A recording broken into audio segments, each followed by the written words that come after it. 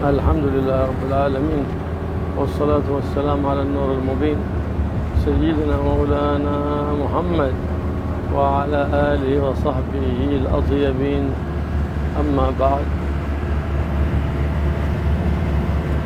فإن النبي محمد صلى الله عليه وسلم قد سن لنا من الولائم وليمة النكاح، فندب للزوج وليمة للعقد ويدخل وقتها من العقد، والأفضل أن تكون بعد العقد وبعد الدخول. فإذا فعلها قبل الدخول حصلت أصل السنة، وإذا فعلها بعد العقد وبعد الدخول فيحصل أكمل وأكمل السنة. نعم. النبي محمد صلى الله عليه وسلم رأى على سيدنا عبد الرحمن بن عوف أثر صفرة، فقال له: ما هذا؟ قال: تزوجت البارحة امرأة على نواة من الذهب. فقال: بارك الله لك وبارك عليك وجمع بينكما في خير وعافية، أولم ولو بشاه. تحصل الوليمة بأي مطعوم على نواة من ذهب. وزن هذا اللي يسوي وليمة. لا يعني المهر حق المرأة. ما قال أولم ولو بشاه، ما دام تزوجت أولم ولو بشاه. فتحصل الوليمة بأي مطعوم، لكن في الأقل الشاه أفضل، ولا حد لأكثر. فيولم ب100 شاه ب1000، لكن الأقل شاه. نعم. ما هي السنة في العقيقة؟ إذا ولد له مولود، الأقل في البنت شاه والذكر شاتين، ولا حد للأكثر. لو أراد أن يعق بأكثر من ذلك نعم لا بأس، ولو لم يجد شاه لا بأس.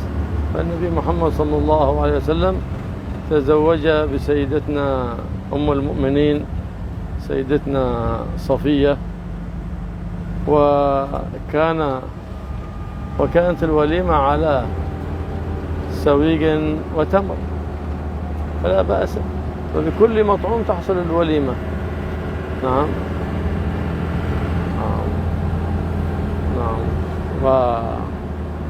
وهكذا ينبغي.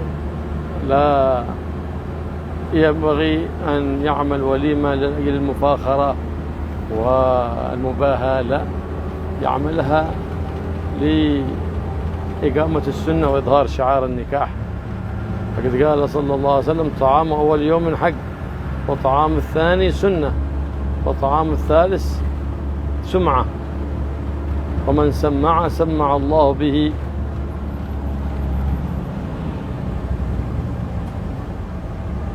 فالمقصود أنه إذا أراد ذلك المباهاة. أما إذا كان بيته ضيق ما بيسع الناس كلهم، فجزأهم إلى أيام، يومين 3 أيام 4 أيام، لا بأس. ولا ينبغي تخصيص يوم خاص للأمراء، يوم للأغنياء أو الأمراء ويوم للفقراء، لا، هذا ما ينبغي ذلك. حتى لا يكسر خاطر الفقراء، فإن جبر الخواطر من سنة النبي محمد صلى الله عليه وسلم، بل هي عبادة عظيمة. ما تعبد الله بشيء أفضل منها، أي من جبر الخواطر.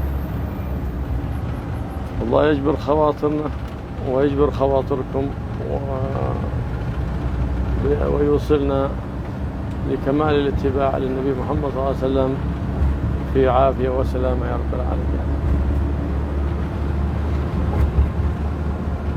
الحمد لله والصلاة والسلام على رسول الله سيدنا محمد وعلى آله وصحبه وسلم. سيد اللسان والحقيقة سيدنا محمد وعلى بعد. Beliau berkata, sesungguhnya Nabi Sallallahu Alaihi Wasallam telah menetapkan sebuah ajaran kesunahan, yaitu walimah di dalam pernikahan. Dan masuk waktu kesunahan walimah tersebut setelah akad nikah. Akan tapi jika dilakukan setelah akad dan setelah dukhul, maka itu lebih afdol, lebih sempurna di dalam menjalankan kesunahan Nabi sallallahu alaihi wasallam. Akan tapi tidak masalah apabila dilakukan setelah akad sebelum dukhul, dia mendapatkan asal kesunahan daripada walimah tadi. Pernah suatu ketika Sayyidina Abdurrahman bin Auf dilihat oleh Nabi sallallahu alaihi wasallam, di wajahnya itu ada Nabi sallallahu alaihi wasallam. النبي صلى الله عليه وسلم رأى عليه أثر صفرة على أثر صفرة على في يده وفي رجله أثر صفرة أصفر، يمكن ورس يمكن أثر الصفرة. يعملون هكذا للعريس، يصفرون يده أو رجله. نعم. هلا أنتم ما تفعلون هكذا؟ بعدين بتشوفوا إن شاء الله. Nabi sallallahu alaihi wasallam melihat daripada Sayyidina Abdurrahman bin Auf bekas kuning di anggota badan beliau yang biasanya dilakukan oleh seorang yang menikah. Kemudian ditanyakan kepada beliau kenapa. Kemudian beliau menjawab, aku telah menikahi seorang putri dengan mahar seberat biji kurma daripada emas. Maka Nabi sallallahu alaihi wasallam mendoakan keberkahan pada pernikahan beliau dan kemudian menyuruh kepada Sayyidina Abdurrahman bin Auf, beliau bersabda, aulim walau bisya, buatlah walimah meskipun dengan 1 ekor kambing. Ini yang afdal dengan kambing. Bisa juga dengan selain kambing, makanan apapun itu. Akan tapi yang afdal itu dengan kambing. Dan tidak ada batas banyak, bisa 2 kambing, 3 kambing, atau mungkin bahkan 1000 kambing. Tak apa-apa, tidak ada batasan banyaknya. Tapi nah, begitu juga disunahkan tatkala seorang itu melahirkan, baik anak perempuan atau anak laki-laki. Maka apabila anak perempuan 1 ekor kambing, kalau anak laki-laki 2 ekor kambing, dan tidak ada batas bagi batasan banyaknya, lebih itu minimal seperti itu. Adapun jika tidak mendapatkan kambing, maka tidak masalah pakai yang lainnya, sebagaimana dahulu Nabi sallallahu alaihi wasallam menikahi Sayyidatuna Sofiyah, kemudian mengadakan walimah dengan sawik min tamr. Sawik والتمر مثل الشوربة. Salah satu macam makanan yang dibuat dari البر مع kurma. المرقة، البر مع المرقة. Nah, gandum dengan kuah. Dan tatkala seorang tadi membuat walimah tadi niat menjalankan sunnahnya Nabi sallallahu alaihi wasallam, mengikuti Nabi. Tidak seyogianya, tidak seharusnya orang tadi malah membuat hal itu karena dengan niatan mufakhar, dengan niatan berbangga-bangga, bersaing dengan orang-orang yang lainnya. Nabi SAW bersabda, ta'amul awal اليوم الأول ta'amul yawmil awal ta'amul yawmil awal اليوم الأول وليمة اليوم الأول حق. ثاني سنة. ثالث سمعة. Nah, makanan di hari walimah. أيوة. طعام اليوم الأول حق، والثاني حق. سنة، والثالث حق. سمعة. Ta'amul yaumil awal, makanan di hari pertama di dalam walimah tadi itu adalah suatu hak. Adapun di hari kedua itu sunnah. Adapun di hari ketiga, makanan di hari ketiga itu adalah sum'ah. Hanya makanan yang untuk digunakan untuk berbangga-bangga agar dipuji orang. Wa man sama'a sama'allahu bihi. Barang siapa yang dia itu bersum'ah, hanya memandang pujian daripada orang dalam melakukan sesuatu, maka apa sama Allah sama arada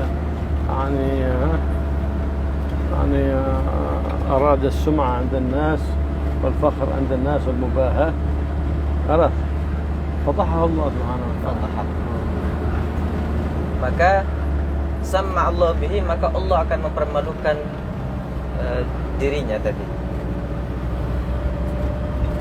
Maka kalau kondisinya itu konteksnya karena rumahnya itu sempit, kemudian tidak dapat mencakup semua orang yang akan diundang, maka tidak masalah itu dibuat hari pertama, hari kedua, hari ketiga tidak masalah. Tidak termasuk kategori dalam hadis yang disebutkan tadi, tidak apa-apa. Tapi di dalam pembagian hari-hari tadi jangan dikhususkan di hari pertama untuk pejabat, misalkan hari kedua untuk orang kaya aja, kemudian hari ketiga untuk orang-orang para fuqara dan masakin. Tidak boleh seperti itu. Jangan dibagi dengan pembagian seperti itu, karena di situ nanti akan menghancurkan hati orang-orang fakir miskin. Karena sesungguhnya menjaga perasaan seseorang itu termasuk daripada ibadah yang paling afdal daripada sunnahnya Nabi Sallallahu Alaihi Wasallam. Tidaklah seseorang melakukan suatu ibadah yang lebih baik daripada menyenangkan hati saudaranya sesama muslim. Semoga Allah Subhanahu wa taala menyenangkan hati kita dan memberikan taufik kita untuk mengikuti daripada jejak ajaran-ajaran Nabi Muhammad sallallahu alaihi wasallam. نعم.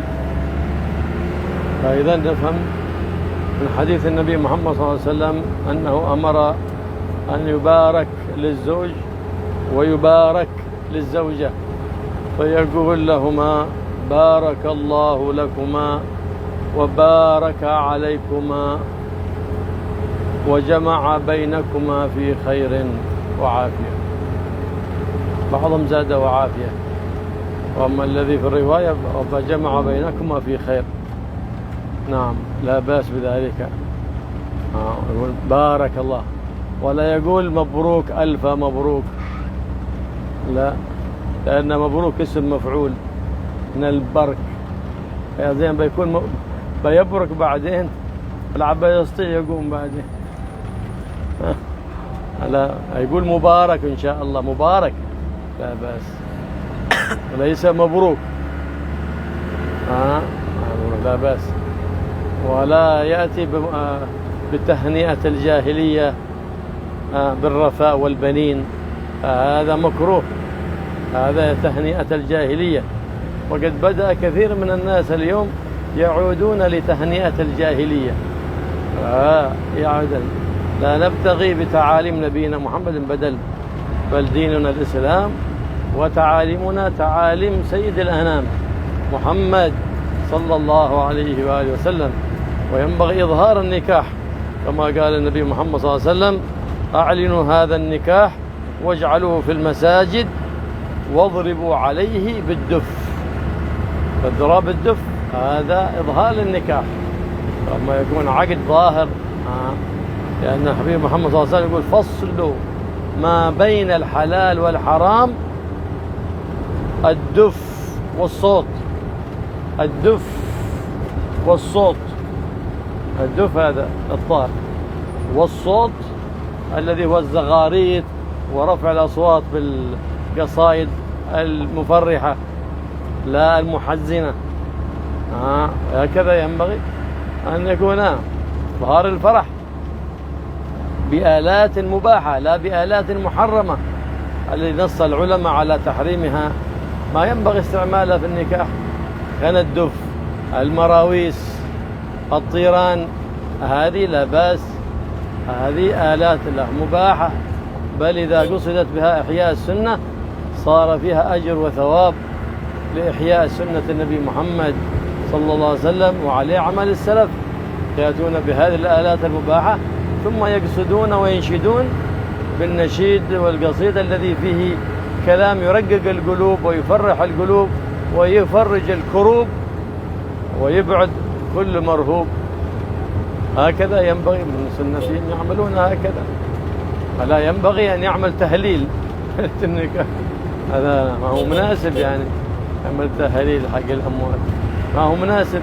بيجيب قصيدة تذكر بالموت ما هو مناسب، يجيب قصيدة فيها إظهار فرح وإظهار سرور. لكن بعض المنشدين أورانج طلول أورانج بودو فيأتون بالقصائد غير المناسبة لأنهم ما تعلموا القصيد ولا أخذوا عن أهله، فهكذا ولا عندهم ذوق ولا عندهم شوق ولا توق. فإذا أعلنا هذا النكاح يكون هذا هكذا. فإذا كان هناك، وليس شرطا في صحة النكاح، لكنه الأفضل والسنة إظهارا لهذا النكاح الإعلان به، الإعلان. ولا ينبغي أن يكون في النكاح ما فيه مخالفة لشريعة النبي محمد صلى الله عليه وسلم من تبرج أو اختلاط بالنساء والرجال، هذا لا يجوز.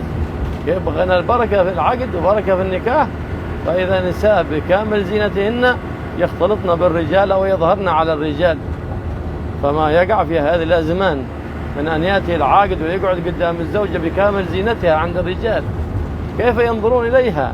هل هم معصومون؟ لا يفسق الشهود ويفسق الولي عاد ولا حصل عقد النكاح. فهم يطلبون عدم البركة بذلك، ولو أرادوا البركة لما سمحوا بذلك، وخصوصا في زواجات الأمراء وزواجات الأغنياء، لأن عندهم الأموال الكثيرات ويظنون هذا من الموديرن وأن هذا تركه نقص في حقهم، فجرت عادتهم بهذا وكأنهم يعني استثناهم الشرع من التكليف. أبدا، التكليف الذي هو على الصغير على الكبير على الفقير على الغني على الأمير وعلى غيرهم تكليف واحد، بل ينبغي للأمراء والأغنياء أن يكونوا قدوة لغيرهم. فمن سن سنة حسنة فله أجرها وأجر من عمل بها إلى يوم القيامة، ومن سن سنة سيئة فعليه وزرها ووزر من عمل بها إلى يوم القيامة، كما قال الحبيب محمد صلى الله عليه وآله وسلم.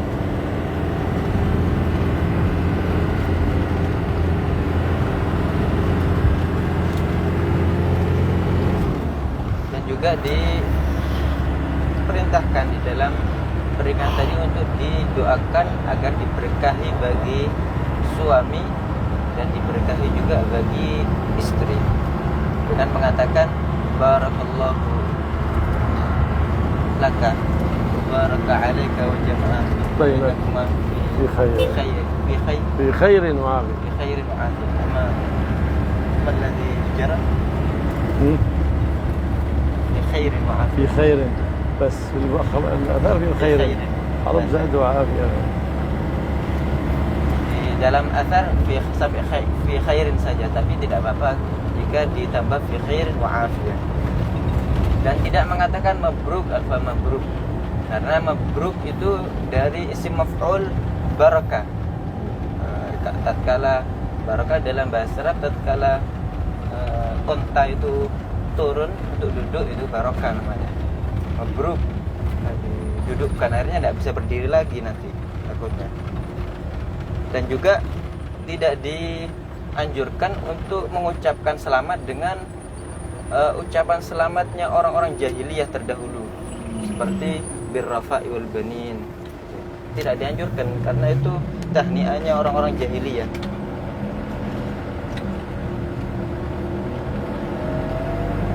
Dan sekarang akhir-akhir ini banyak di zaman akhir ini banyak sekali muncul mulai muncul tahniah jahiliyah tersebut. Tidak dianjurkan hal itu. Akan lebih dianjurkan mengucapkan tahniah sebagaimana diajarkan oleh Nabi sallallahu alaihi wasallam tadi. Dan juga dianjurkan untuk menampakkan daripada pernikahannya tadi, sebagaimana hadis Nabi sallallahu alaihi wasallam, أعلنوا هذا النكاح بالدف. umumkanlah a'linu hadzal nikah waj'aluhu أعلنوا هذا النكاح واجعلوه في المساجد واضربوا عليه بالدفوف. Umumkanlah pernikahan ini di masjid-masjid dan tabuhlah itu terbang, tabuhlah itu rebana. Maka pengumuman dalam menampakkan untuk pernikahan tadi dengan sod, dengan suara-suara, yaitu zagharid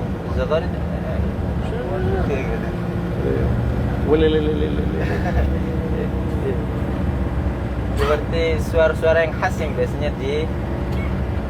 disuarakan tatkala menikah itu, dan dengan menabuh rebana bagaimana, dan dilantunkan di dalam pernikahan tadi qasidah-qasidah yang menyenangkan, bukan qasidah-qasidah yang membuat sedih. Tidak. Dengan atau dengan menggunakan, kalau tidak dengan rebana, menggunakan alat-alat yang mubah yang lainnya tidak apa-apa kan. Tapi kalau dengan rebana misalkan, atau marawis yang lain sebagainya yang mubah, alat-alat yang mubah, bukan alat-alat yang membuat lalai, yang haram, itu tidak boleh. Maka tatkala seorang tadi malah meniatkan tatkala menggunakan alat-alat tersebut untuk menghidupkan sunnahnya Nabi Muhammad SAW dengan menggunakan rebana tadi misalkan, maka dia akan mendapatkan pahala dan ganjaran daripada Allah Subhanahu wa taala. Dan seorang munsyid, dia melantunkan qasidah-qasidah yang menyenangkan hati, melembutkan hati, dan menjauhkan rasa takut dengan qasidah-qasidah yang seperti itu. Karena seorang munsyid harus tahu konteks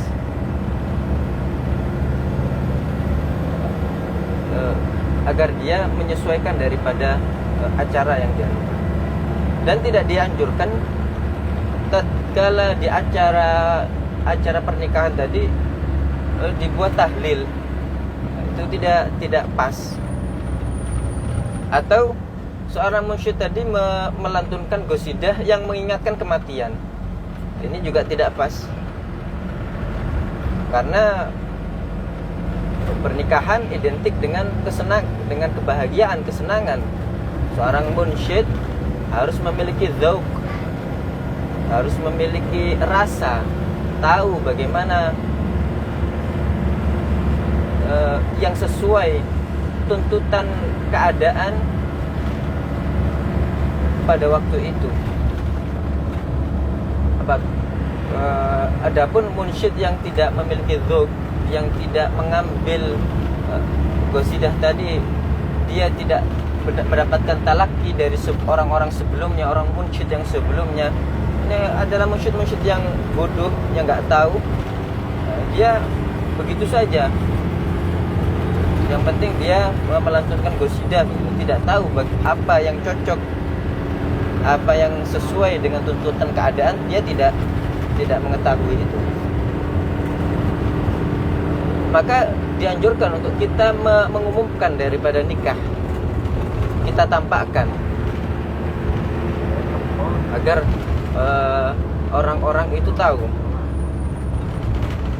Karena perbedaan antara pernikahan dengan yang hal-hal yang haram lainnya, yaitu dengan tadi itu, dengan diumumkan pernikahannya tadi dan suara-suara yang khas dalam pernikahan. Dan tidak dianjurkan di dalam pernikahan itu, tidak boleh mengadakan sebuah acara yang di situ ada hal-hal yang melanggar daripada syariatnya Nabi Sallallahu Alaihi Wasallam, seperti ada ikhtilat, ada campur antara laki-laki dan perempuan, atau beberapa orang yang hadir pakaiannya tidak menutup aurat. Sebagaimana yang kita lihat di zaman ini, ada banyak sekali yang mengadakan akad nikah, acara akad nikah, kemudian mempelai perempuannya dihadirkan di dalam acara, sedangkan dengan riasan yang sempurna, tampak cantik, kemudian dihadirkan di tengah-tengah acara, di samping mempelai laki-lakinya, sedangkan itu dilihat oleh laki-laki dan perempuan yang hadir di situ. Ini masih belum akad, sudah membuat orang-orang yang hadir di situ bermaksiat. Karena orang-orang yang nggak halal untuk melihat perempuan itu tadi, akhirnya merusak daripada persaksian orang-orang yang hadir. Jadi statusnya mereka jadi fasik nanti. Bagaimana akad nikahnya jika saksinya tadi rusak, tidak layak untuk dibuat saksi, tidak ada keberkahan nanti di situnya. Sedangkan kita ini mencari dalam pernikahan keberkahan, sedangkan mereka orang-orang seperti itu tidak peduli, mereka tidak mencari daripada keberkahan tadi, khususnya jika pernikahannya para pejabat, para orang-orang kaya misalkan, yang mereka hanya mengikuti model saja di dalam membuat acara-acara mereka, hanya mengikuti model, mengikuti tren saja. Maka hendaknya kita ini berpegang dengan apa-apa yang diajarkan oleh Nabi SAW dalam kita membuat acara-acara kita. Jika orang-orang kaya tadi melaksanakan acara-acaranya tadi sesuai dengan syariatnya Nabi SAW, sesuai dengan sunnahnya, maka dia akan menjadi qudwah, menjadi contoh bagi yang lainnya. Dan Nabi SAW bersabda, man sanna sunnatan hasanatan, barang siapa orang yang melaksanakan suatu perkara pertama kali, maka orang-orang yang setelahnya akan mendapatkan pahala dan akan menjadi pahala bagi orang yang melakukan pertama tadi. Sebaliknya juga, orang yang memulai melakukan suatu perkara yang jelek kemudian diikuti setelahnya oleh orang-orang banyak, maka dosa-dosanya tadi, mereka berdosa dan dosanya menjadi juga di dalam di dalam bagian orang yang pertama kali melakukan tadi. Sebagaimana kama qala Nabi sallallahu alaihi wasallam, sebagaimana yang maknanya kurang lebih daripada sabdanya Nabi Muhammad sallallahu alaihi wasallam. ينبغي للزوج أن يكون حسن الخلق، ينبغي للزوج أن يكون حسن الخلق مع زوجته، وأن يحتمل الأذى منها، خصوصا في بذاءة لسانها، فإنهن في الغالب النساء يتكلمن إلا من حفظهن الله سبحانه وتعالى. المعاشرة بالمعروف أمرنا الله بها بالقرآن، فقال تعالى وعاشرهن بالمعروف. معروف ينبغي هذا. النبي محمد صلى الله عليه وسلم أوصى أمته بالنساء. آخر ما أوصى به النبي محمد صلى الله عليه وسلم وهو في سكرات الموت، آخر ما تلفظ به حتى خفي صوته 3 أشياء، جعل يقول الصلاة الصلاة. هذا أمر واحد، كأنه يعرف أن أمته في آخر الزمان سيتهاونون في الصلاة، كما هو واقع الحال اليوم في كثير من الناس يدعون الإسلام وهم لا يصلون.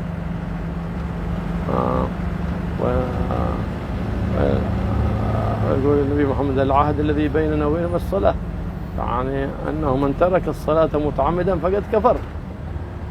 إيش هذا المتهاون في الصلاة؟ كثير من العلماء قالوا يخرج من الإسلام، ما في هناك عبادة قال بعض العلماء أن تاركها يخرج من الإسلام إلا الصلاة، فيهتم بالصلاة، ففي المواظبة على الصلاة في أوقاتها ال5، فإن فيها بركة في المال، بركة في العيال، بركة في الحال، بركة في المآل يوم القيامة، تكون لك نور وبرهان ويصلح الله بها كل شان في الدنيا وفي يوم القيامة. نعم، الله في الصلاة، يوصي النبي محمد صلى الله عليه وسلم أمته بالصلاة وفي سكرات الموت. الوصية الثانية يقول وما ملكت أيمانكم، الله فيهم، لا تكلفوهم ما لا يطيقون.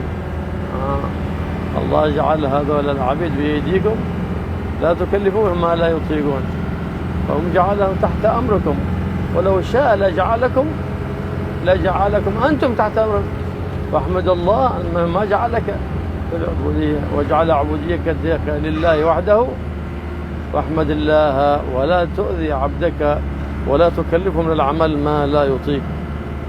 ثم أوصى وصيته الثالثة فقال الله في النساء فإنهن عوان في أيديكم، أي أسارى، عوان أي أسارى في أيديكم، أخذتموهن بعهد الله واستحللتم فروجهن بكلمة الله، أي زوجوك وأنكحتك، هذه كلمة صارت حلال لك، قبل هذه زوجتك وقبل أنكحتك ما تحل لك ولا يحل لك حتى النظر إليها والخلوة بها، فبهذه الكلمة بشروط النكاح بأركان النكاح صارت زوجتك تختلي بها وترى منها وترى منك وما لا يراه أبوها ولا أمها منها. سبحان الله، كيف مجرد هذه العقد الصحيح تحصل الألفة والمحبة على طول، لا بما يفعلونه الناس اليوم من مواصلات في الواتساب أو غير ذلك من وسائل السوشيال ميديا، لا، بعقد النكاح يؤلف الله بين القلوب وتقع المحبة والرحمة والسكينة والمودة بينهما، لا ما يفعله بعض الناس اليوم، يخطب المرأة وبعد الخطوبة وقبل العقد يخرج يتمشى معها ويذهب إلى الحديقة ونحو ذلك، هذا عادات أهل الكفر وليس من شريعة النبي محمد، بل لا يجوز. وقد رأينا عواقب ذلك أنها بعد الخطوبة ما يتم عقد النكاح، ما يتم عقد النكاح، بل يتم التباغض والتباعد بعد ذلك، لأنهم ما مشوا على شرع النبي محمد صلى الله عليه وآله وصحبه وسلم. فالصبر على الزوجات فيه خير كثير وأجر وفير من الرب العلي القدير.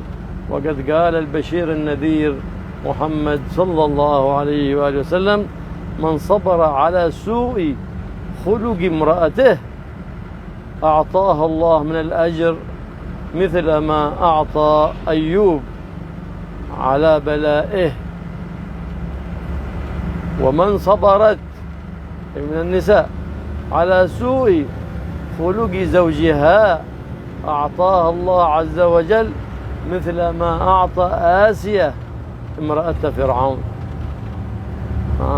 فمن كلا الطرفين بصبره عليها وصبرها عليه كلاهما يدرك الأجر كثير من الرب القدير كما أخبر بذلك البشير النذير محمد صلى الله عليه وآله وسلم.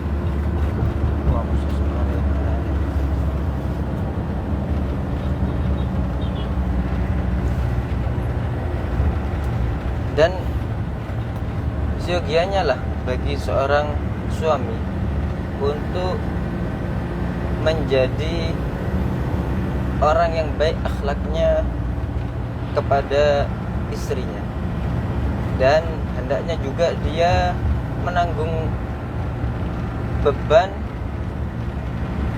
diganggu oleh istrinya, khususnya dari gangguan ucapannya yang tidak baik daripada perempuan, dari lisan, dari lidah, ucapan lidah perempuan tadi yang tidak baik. Karena kebanyakan emang perempuan seperti itu, kecuali orang-orang yang dijaga oleh Allah Subhanahu wa taala. Allah Subhanahu wa taala berfirman dalam Al-Qur'an, memerintahkan terhadap hal itu, ashiruhunna bil ma'ruf, dan bergaullah dengan mereka, berinteraksilah dengan mereka dengan kebaikan. Dan itu juga, dan itu pula yang menjadi wasiat terakhir Nabi sallallahu alaihi wasallam di akhir hayat beliau. Sehingga tatkala mengucapkan wasiat itu, suara Nabi sallallahu alaihi wasallam beliau ucapkan dengan pelan, dengan suara pelan di akhir. Ada 3 wasiat yang diwasiatkan oleh Nabi sallallahu alaihi wasallam di akhir hayatnya dengan suara yang pelan tersebut. Yang pertama, as-shalah, untuk memperhatikan sholat. Seakan-akan Nabi SAW mengetahui bahwasanya umatnya di akhir zaman itu banyak sekali yang mengentengkan, menyepelekan tentang sholat. Padahal sholat ini adalah pembeda utama kita dengan orang-orang kafir. Dan para ulama mengatakan tidak ada suatu ibadah apapun yang tatkala ditinggalkan itu kita mengeluarkan kita daripada agama Islam kecuali sholat. Hendaknya kita ini memperhatikan sholat, istiqomah di dalam sholat, maka akan diberikan oleh Allah Subhanahu wa taala keberkahan di dalam harta, keberkahan di dalam keluarga, baik sekarang ataupun nanti ke depannya. Itu wasiat pertama Nabi sallallahu alaihi wasallam, Allah fi shalah, agar memperhatikan daripada sholat. Wasiat kedua Nabi sallallahu alaihi wasallam, wa ma malakat aymanukum, dan beliau mewanti-wanti untuk berbuat baik kepada para hamba sahaya, para budak. Dahulu ada budak. Kenapa? Karena sekarang Allah menjadikan mereka budak, yang itu adalah amanah bagi tuannya. Bisa saja Allah menjadikan posisi budak itu dirubah, dibalik, tuannya menjadi budaknya, dan tuannya jadi budaknya, budaknya jadi tuannya. Bisa aja Allah Subhanahu wa taala menjadikan, jika dia berkehendak, maka kalian akan dijadikan di posisi seperti mereka menjadi budak. Oleh karena itu, agar diperhatikan untuk berbuat baik kepada mereka, karena mereka adalah amanah. Kemudian yang ketiga, Nabi SAW berwasiat untuk memperhatikan Allah fil nisa, memperhatikan para perempuan, istri-istri kalian. Kenapa? Fa innahunna awanin, karena mereka adalah para tawanan, ibarat para tawanan yang mana kalian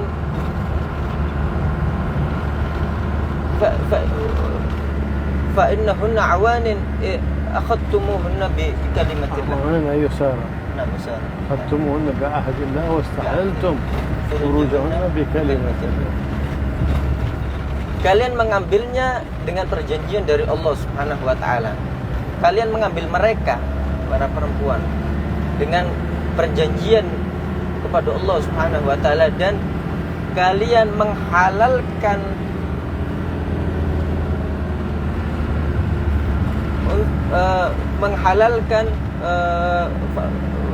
farji mereka dengan kalimatullah, dengan kalimat Allah Subhanahu wa taala, yaitu sigat tatkala akdun nikah tadi. Karena sesungguhnya dengan akdun nikah, hal-hal yang diharamkan sebelumnya itu menjadi halal bagimu. Apa-apa yang kamu haram untuk memandang dari perempuan tadi sebelum akad nikah, setelah akad nikah kamu bisa halal, boleh, diperbolehkan. Bahkan mungkin itu hal-hal yang engkau halal untuk memandangnya, bahkan mungkin hal tersebut yang tidak bisa juga, yang tidak pernah dipandang bahkan oleh orang lain, bahkan oleh ayah atau ibunya. Subhanallah. Tapi dengan kalimatullah tadi, dengan tatkala kalian sudah mengakad, maka menjadi halal itu semua. Engkau bisa memandang mereka dengan halal. Jangan seperti yang terjadi di akhir zaman ini, dengan berhubungan dengan wanita yang bukan mahram, dengan saling surat menyurat di WhatsApp misalkan, atau di media sosial yang lainnya. Itu adalah sesuatu yang haram.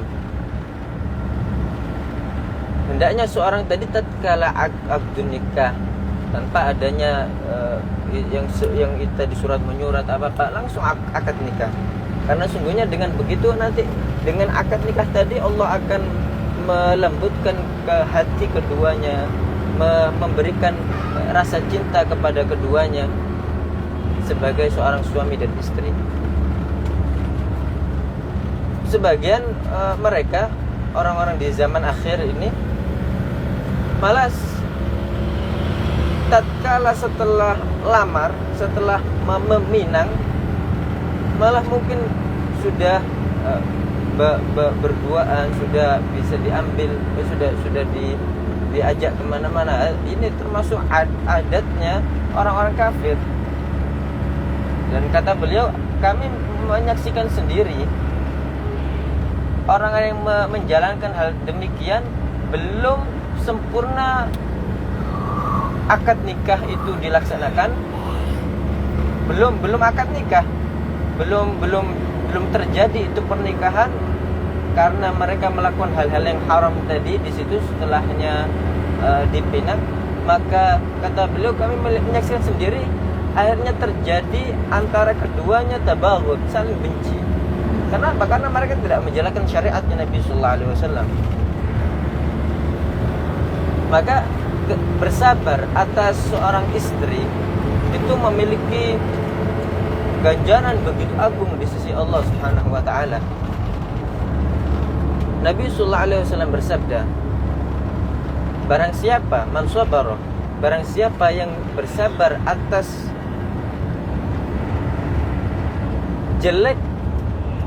jeleknya akhlak istrinya, maka dia akan diberikan pahala seperti yang diberikan oleh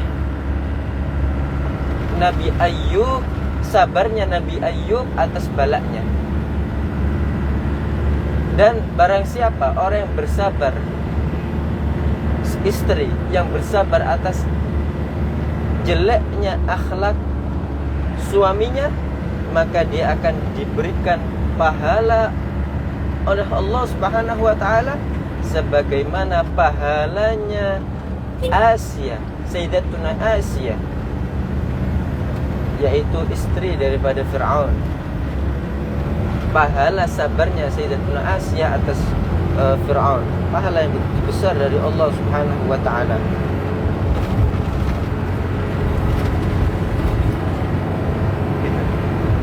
نعم. احتمال حسن الخلق مع الزوجة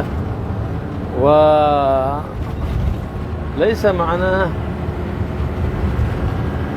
كف الأذى، لا، بل معناه احتمال الأذى، تكف أذاك مقرونا باحتمال الأذى.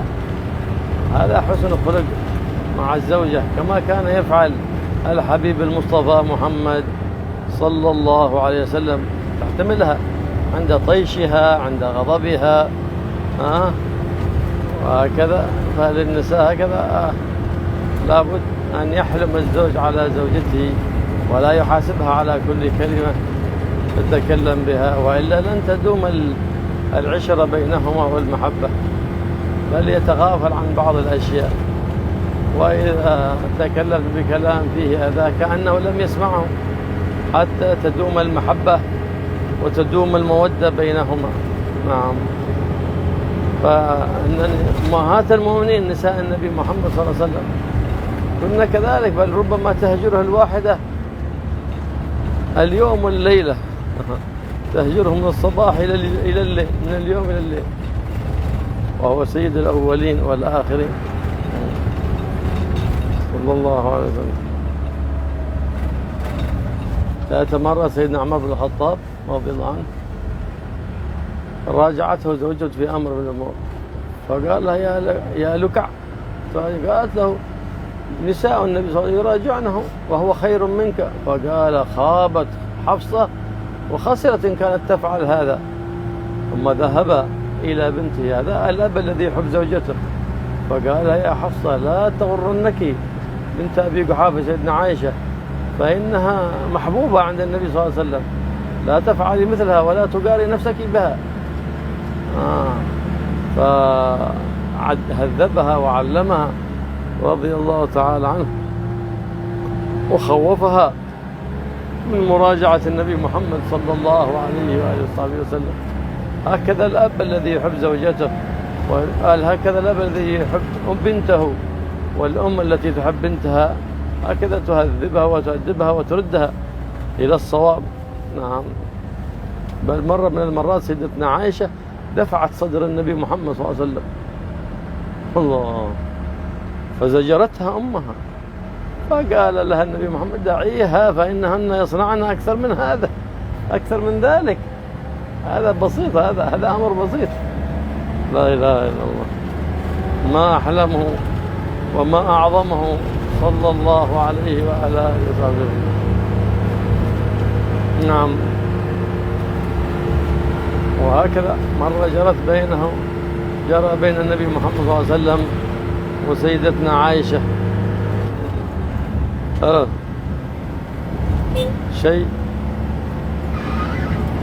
من الاختلاف، فأدخل سيدنا أبو بكر الصديق رضي الله تعالى عنه حكما بين النبي، رضت لأنه والدها سيدنا أبو بكر والد سيدتنا عائشة، وقال أترضين أبا بكر؟ نعم.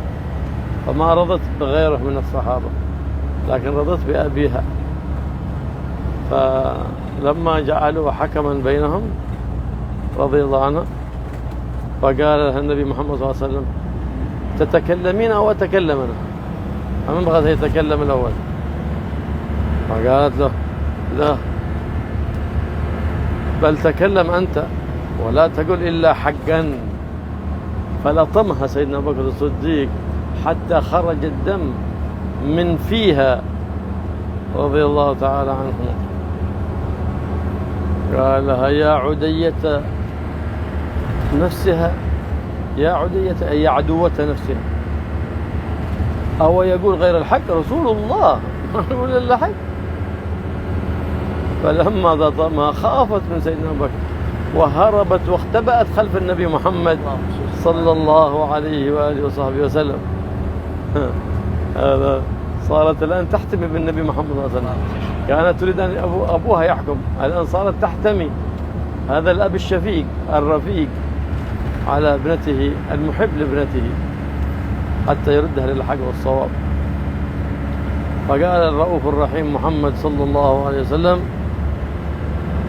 لم ندعوك لهذا يا أبا بكر، ولم نرد هذا منك، ما جبناك مشان تلطمها. شوف رحمته، أرحم الراحمين بعد أرحم الراحمين محمد صلى الله عليه وسلم. فاستقامت على الطريق وعرفت أنها هي المخطئة سيدتنا عائشة، فتابت وندمت بأنها حصلت والدها الأب الشفيق العاقل، وزوجها المربي العالم سيد المربين وسيد العالمين محمد الرؤوف الرحيم صلى الله عليه وعلى آله وصحبه وسلم. وهكذا كثير من هذه القصص. غضبت عند النبي محمد مرة سيدتنا عائشة، إيش قالت له؟ أنت الذي قالت سيدنا النبي صلى الله عليه وسلم عندما غضبت: أنت الذي تزعم أنك نبي الله.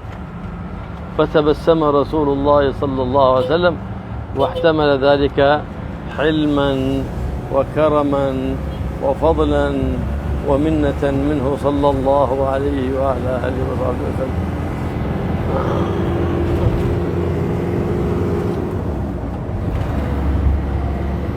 يعني أولا ليس المراد من حسن الخلق من حسن الخلق هو كف الأذى، بل الاحتمال الأذى، كف الأذى مع احتمال الأذى، كف الأذى مع احتمال الأذى منها، كف الأذى عنها، احتمال الأذى منها.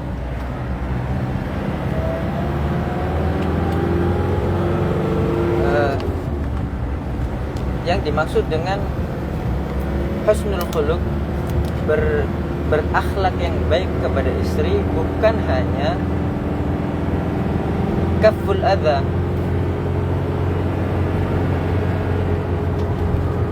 mencegah untuk mengganggu,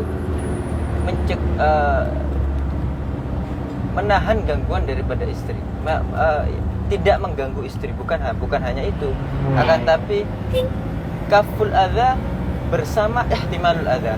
Dia tidak mengganggu istrinya, tidak menyakiti istrinya, juga dia juga menanggung gangguan daripada istrinya.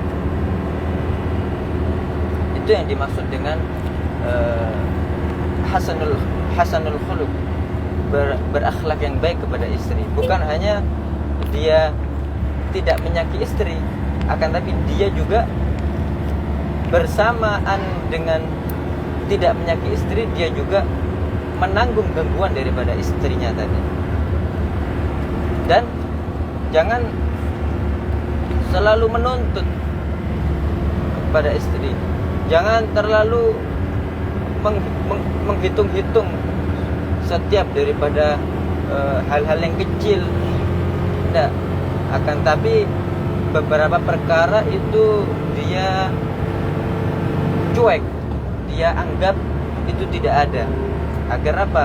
Agar rasa cinta antara keduanya itu tetap langgeng. Ini suatu hal yang biasa terjadi, hal-hal yang seperti itu, akan tapi dia taghafal, dia pura-pura tidak tahu. Dia pura-pura tidak tahu akan beberapa hal, agar apa? Agar langgeng itu rasa cinta antara keduanya. Dan begitulah yang terjadi pada ummahatul mukminin, istri-istrinya Nabi sallallahu alaihi wasallam dengan Nabi sallallahu alaihi wasallam.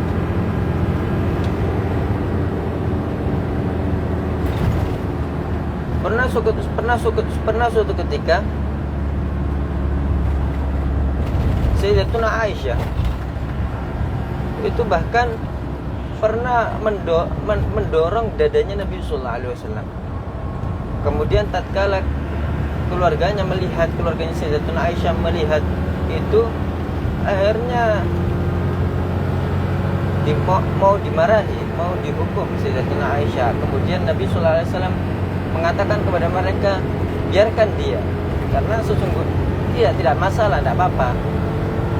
Yang lebih dari itu sudah pernah dilakukan sama dia. Ini cuma perkara sepele aja. Dia mendorong dadaku. Dan begitulah akhlaknya Nabi sallallahu alaihi wasallam di dalam menanggung gangguan daripada istri, bersabar atas gangguan istri. Pernah juga dahulu terjadi perseteruan, terjadi perselisihan antara Nabi SAW dengan Sayyidatuna Aisyah.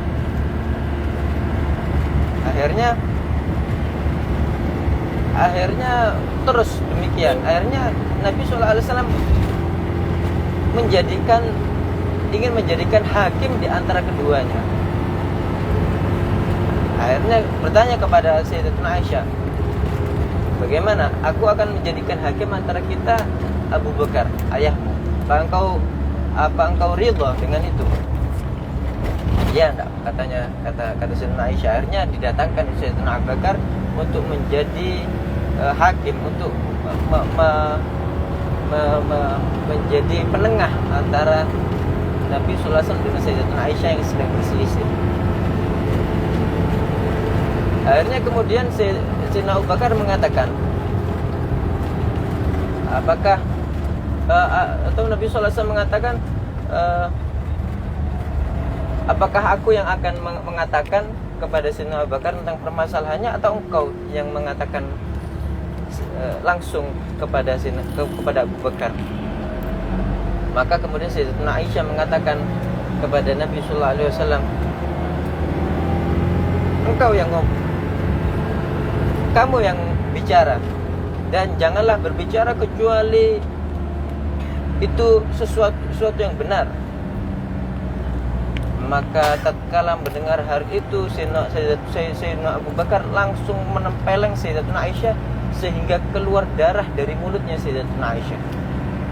Lihat bagaimana seorang ayah yang sayang kepada anaknya, mendidik anaknya, putrinya tadi. Akhirnya tatkala terjadi seperti itu, Sayyidatuna Aisyah menjadi takut terhadap Sayyidina Abu Bakar, ayahnya. Bagaimana? Apakah Nabi SAW akan berdusta? Katanya Sayyidina Abu Bakar kepada Sayyidina Aisyah, memarahi kepada Sayyidatuna Aisyah. Akhirnya Sayyidatuna Aisyah ketakutan. Yang asalnya berselisih, akhirnya Sayyidatuna Aisyah karena ketakutan tadi, dia berlindung di balik Nabi sallallahu alaihi wasallam, di balik badannya Nabi sallallahu alaihi wasallam. Yang awalnya berselisih dengan Nabi, sekarang berlindung di balik badannya Nabi sallallahu alaihi wasallam. Dan kemudian Sayyidatuna Aisyah sadar dengan sikapnya ayahnya Sayyidina Abu Bakar yang seperti itu, bahwasanya Sayyidatuna Aisyah yang salah. Nabi sallallahu alaihi wasallam mengatakan kepada Sayyidina Abu Bakar, bukan itu yang kami inginkan dari engkau ya wahai Abu Bakar, tatkala menempeleng Sayyidatuna Aisyah tadi. Untuk apa kita mendatangkan engkau ke sini kalau bukan ini yang kami inginkan? Lihat bagaimana kasih sayang Nabi sallallahu alaihi wasallam, akhlaknya Nabi sallallahu alaihi wasallam, dan bagaimana Sayyidina Abu Bakar sebagai seorang ayah yang sayang terhadap putrinya dan sebagai seorang yang berakal. Dan beginilah banyak daripada kisah-kisah yang semacam ini. Pernah terjadi juga tatkala Sayyidatuna Aisyah marah kepada Nabi karena suatu perkara, akhirnya mengeluarkan kata-kata kepada Nabi, ngomong kepada Nabi, antal ladzi tas'um annaka nabi. Bagaimana engkau yang mengaku-ngaku engkau adalah nabi seperti ini? Bagaimana Nabi SAW sabar dengan itu semua gangguan daripada istri-istri beliau.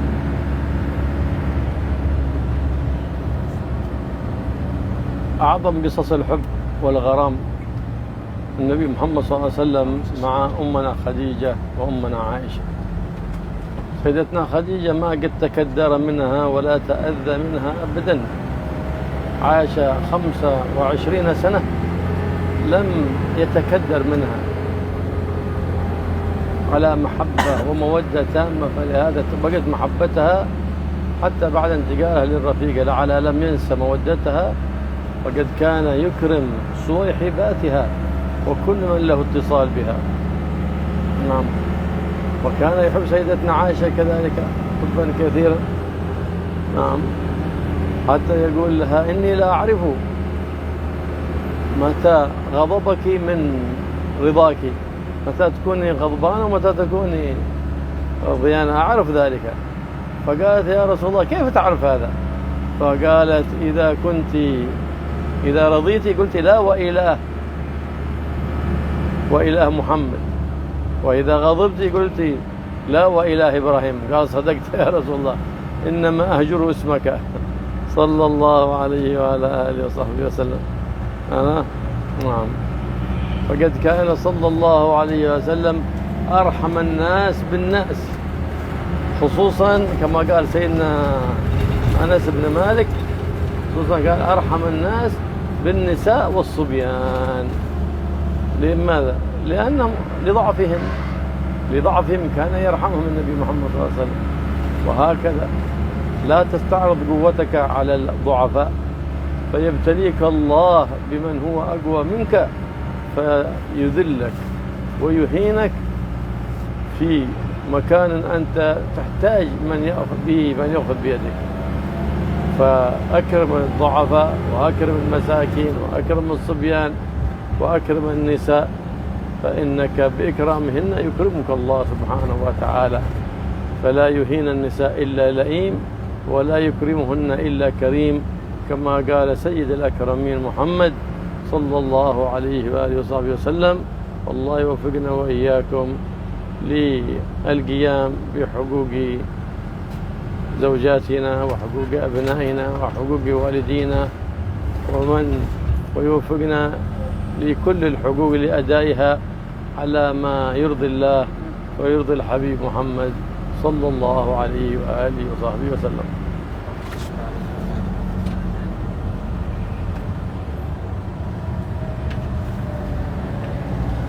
Paling agungnya kisah tentang hub wal gharam, paling agungnya kisah cinta adalah kisahnya Nabi Muhammad SAW dengan Sayyidatuna Khadijah. Lihat bagaimana Sayyidatuna Khadijah selama berlangsungnya pernikahan beliau dengan Nabi SAW hingga wafatnya tidak pernah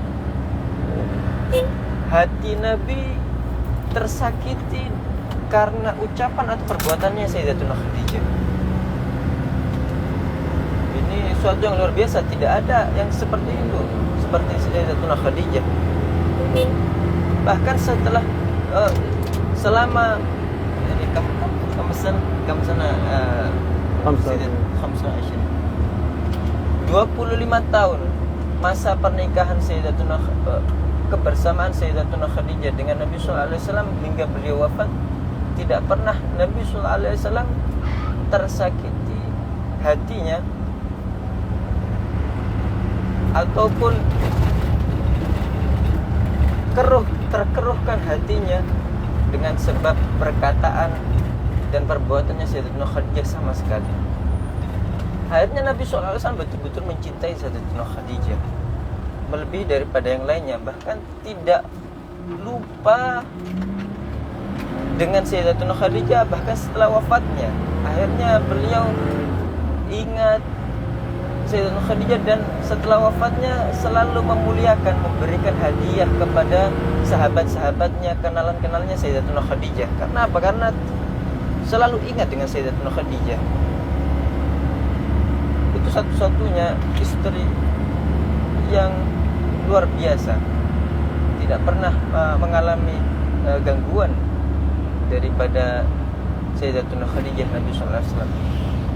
Adapun istri-istri yang lainnya mungkin beberapa kali terjadi pergesekan, terjadi perselisihan, sebagaimana pernah dikatakan kepada Sayyidatuna Aisyah, Nabi sallallahu alaihi wasallam berkata, aku mengetahui kapan engkau marah kepadaku atau sedang tidak marah. Akhirnya Sayyidatuna Aisyah mengatakan, bagaimana engkau tahu? Bagaimana engkau tahu hal itu ya Rasulullah.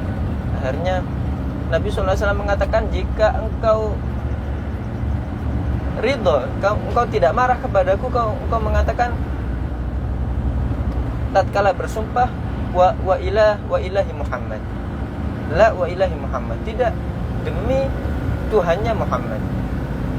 Tapi tatkala engkau marah kepadaku, engkau bersumpah la wa ila Ibrahim, tidak dan demi Tuhannya Ibrahim. Tatkala marah, akhirnya Sayyidatuna Aisyah mengakuinya, ya betul engkau Rasulullah, karena aku hanya ingin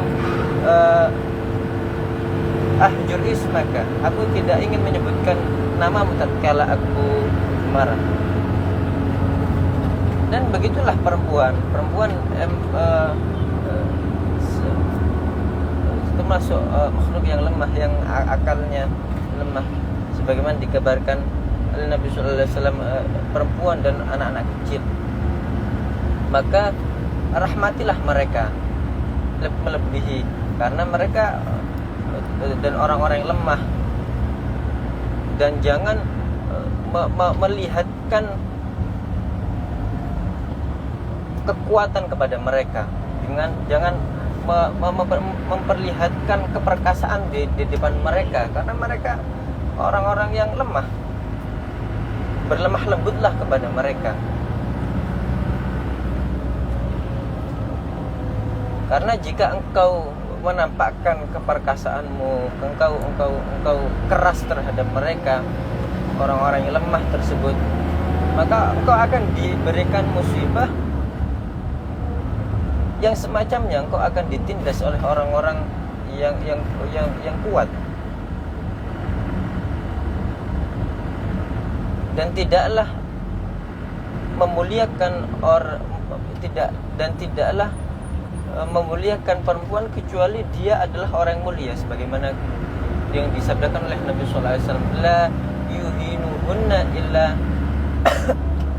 la'im, dan tidaklah menghinakan mereka kecuali dia adalah orang yang la'im, tercela. Dan wala yukrimuhunna illa karim, dan tidaklah memuliakan mereka kecuali dia adalah orang yang mulia. Semoga kita diberikan taufik untuk melaksanakan hak istri, hak kedua orang tua, hak orang-orang lain, hak-hak mereka. Semoga Allah memberikan kita taufik untuk melaksanakan hak-hak tersebut dengan sempurna. Melaksanakan hak tersebut dengan sempurna. Amin ya rabbal alamin. Semoga dikabulkan daripada doa-doa beliau yang akhir tadi. الله يتولانا بولاه ويحمينا بحماه ورعانا برعاه ولا يجعلنا من خالف امره وعصاه ويجعلنا ممن اقتدى بحبيبه مصطفاه محمد بن عبد الله صلى الله عليه واله وصحبه وسلم، ويعطينا وإياكم ما سألنا، زوجات صالحات طائعات عابدات راضيات مرضيات لله رب البريات وذريات مباركات بجاه النبي محمد سيد السادات، وصلى الله على سيدنا محمد وصحبه وسلم، والحمد لله رب العالمين. سر الفاتحة. صلى الله عليه